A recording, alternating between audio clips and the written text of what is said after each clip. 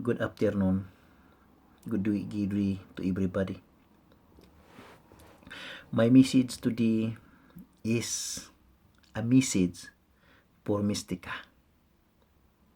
I have been very quiet. I have been listening and just really watching what's going on of the presidential national election. Now, one day, I saw your video. Your video trying to destroy Mr. President Duterte. First and foremost, I wanna tell you that this will be the first time that I am going to vote for the president. Never had any experience at all.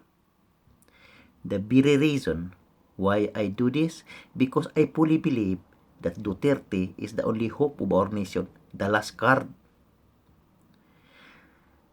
Yet, you're trying to mislead him. What have you? I don't know what is running in your brain. Mystica, I'm telling you. I am warning you. I am warning you. Don't ever try to do it again. Otherwise, I don't know.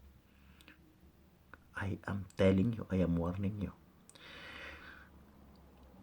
You are already laos. You haven't contributed anything good for the Filipino people. All you did is just splitting. There's no sense on it. It doesn't give any good message to the people, to the young people. You are splitting. The only message you give is to make the utin utog of the young people.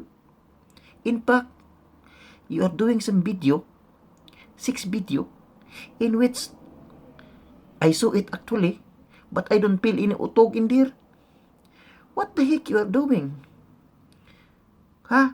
What do you think? Who do you think you are? And you are seeing that the group of Duterte, my president, my idol, trying to persuade you or to pay you just to promote him. You must be funny. Imagine those beautiful actresses like Christine Soto, not even asking for any amount of money just to vote for Mr. Duterte. Yet, you are trying to brag that you have been offered.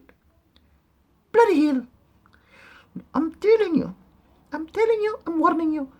Don't ever do it again, otherwise, I will show you something different.